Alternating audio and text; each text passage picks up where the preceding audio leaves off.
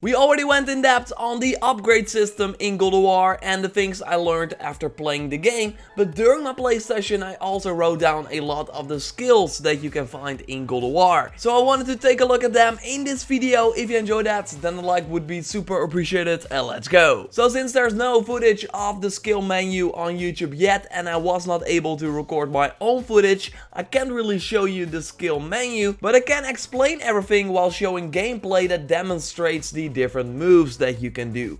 But it's really just so you know what you can expect these skills to be. So all the skills I'll mention can be looked at the beginning of the game, since I also played the beginning of the game. Some are locked though, so I could not see them yet. You can unlock skills for your Leviathan Axe, for your shield, for Atreus, that will unlock new passive abilities, and also magic. Let's start with some ranged Leviathan Axe skills. Trust me, you will be throwing your axe a lot since it's super satisfying, especially since you can recall it at any moment and chain nice combos that way. One of the skills you can do is Freezing Burst, where you have to aim and hold the axe for an explosion on impact. So where you normally throw the axe and that will then freeze the enemy, it will now also explode if you charge your axe a little bit.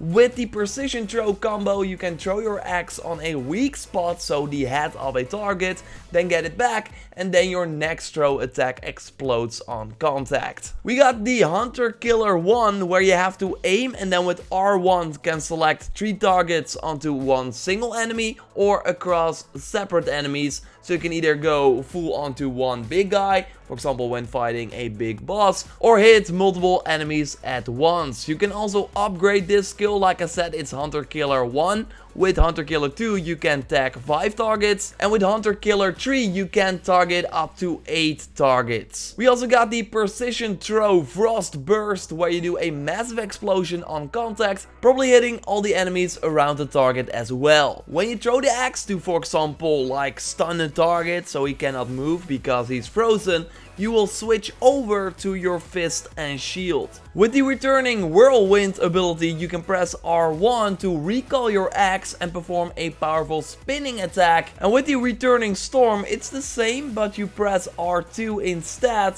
to instantly recall the Leviathan Axe and perform a powerful slam attack. So either spin or a big slam on the ground. So good to note is that you unlock skills with XP you earn by completing goals like parrying enemies or light enemies on fire, or kill a certain type of enemy. You also get XP by exploring new areas or interacting with objects in the world. In the skill menu you will have multiple horizontal rows, and being able to upgrade like the next skill in the next row requires you to upgrade your axe to the next level as well. So even if you have enough XP to unlock a new skill, you still need your axe at a certain level to be able to unlock it. With that being said, let's go over to the melee skills you can unlock for your Leviathan Axe. We got the Execution's Gleave, where you have to hold R2 for a brutal cleaving axe attack, dealing massive damage. And yes, massive damage is noted in the description of the skill, so it should be right?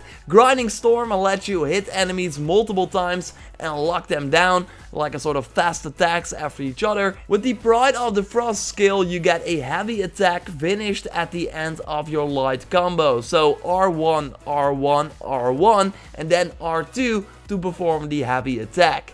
So that R2 unlocks if you unlock the Pride of the Frost skill. Maybe good to note is that all the skills in the first horizontal row that I just mentioned cost 500 XP to unlock each, at least in the build that I played. So being aggressive is a great way to go in God of War, but of course you also have to dodge enemy attacks. And with the Whirlwind Storm you can press forward after you dodged one of the attacks, and then R1 for a Whirlwind Storm, dealing multiple hits after each other. With the Permafrost skill you do attacks in quick succession without sustaining damage to power up the Leviathan Axe, and then inflict frost damage on every hit. And this will be nice against most of the enemies, but there are also enemies that are immune to frost damage, so there you want to use your fist and shield. but otherwise this skill is really nice. With the Frost Rush ability, you can press R1 while sprinting to do a leaping attack. You can also do a massive leaping attack by running and pressing R2.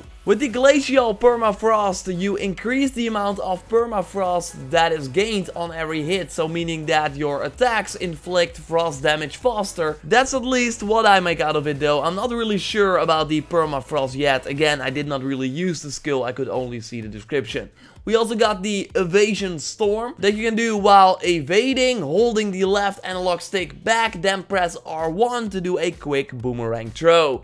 So I really like how these attacks are all enhancing your combos with new moves instead of increasing the power of the attacks you already have. So I really think that especially in a higher difficulty you will really have to master the controls in order to succeed, and I really like that approach. It gets a little bit complicated though with the different stances. So with the Whirlwind Sweep you can switch stances by pausing momentarily after a Leviathan Axe attack. Once you are in a new stance, you can press R1 to perform a sweeping attack. Interesting is that if you have 200 vitality, you get a boost, and vitality is one of the stats that increases, for example, your max health. So if you have 200 vitality, your resistance to interruption during this attack is decreased, so you have more chance of doing it while a ton of enemies are attacking you. What I also saw in the skill menu is that you can at one point choose what upgrade you want, implying that you cannot get the other one. But I don't know if you can maybe unlock both and then switch at any point. I'm not sure about that. So one path got you the double whirlwinds, so that you unlock a second follow-up R1 combo attack while in the switched stance. After that you could unlock the ranged whirlwind, so that after the extra attacks from your double whirlwind you can do a third and a final R1 attack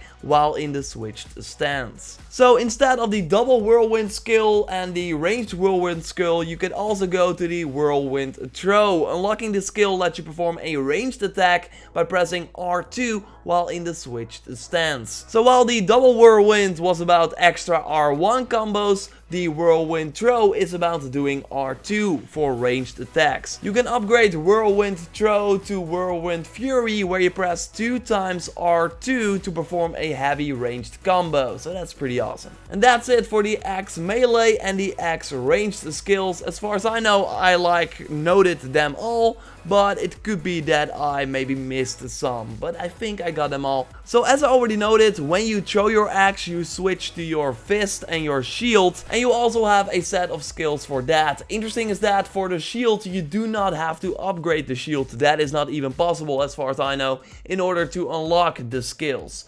So in some cases you need a previous skill to unlock the other one, and of course the XP is also needed to unlock all the skills in this line. Skills for your shield let you break an enemy block, redirect projectiles that we see nicely demonstrated here, and also perform a powerful shoulder bash. While in the rage mode you also have some other skills, so during battle you build up this rage meter to unleash hell on your enemies. With L1 you can stomp enemies and charge in for a powerful stomp attack, and with R2 you can unleash a powerful raging smash. So not as much skills, these are the ones that I noted, but still nice that you can have some skills for your shield.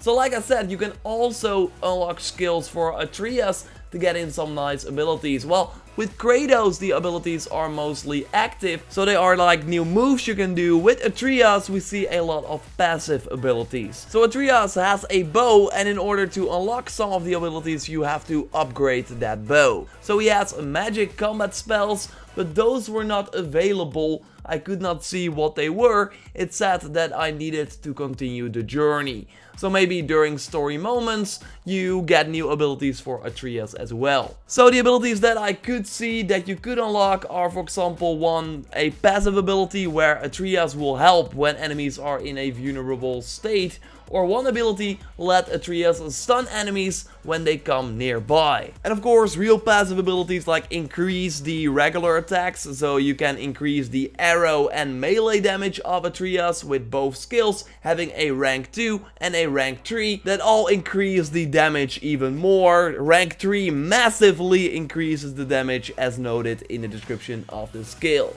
You can also increase the rate of fire of his arrows with a rank 3 as well, and again rank 3 massively increases it. And since the XP you earn in the game can be used for all the skills, it's really up to you what you upgrade. Do you choose Atreus or do you go for more skills for Kratos? Interesting to note is that Atreus also has more abilities that you can unlock, but those are tied to the equipment he could wear, like giving you health when Kratos is injured or increasing the damage when enemies are injured as well. I go way more in depth on the equipment system, like upgrading your weapons, buying new gear, in another video, so totally check it out by clicking on the screen. This is like all the info I could garner during my 2-hour-long play session, simply because I also wanted to play and otherwise I was like writing down all the skills. But it does give you a nice idea of what you can expect. As you might know, this is just the beginning of my God of War coverage. I will have tips and tricks up, give you updates on everything that is going on in the game and way more. So totally subscribe for everything God of War. Drop a like to support the channel and I will speak to you next time. Goodbye.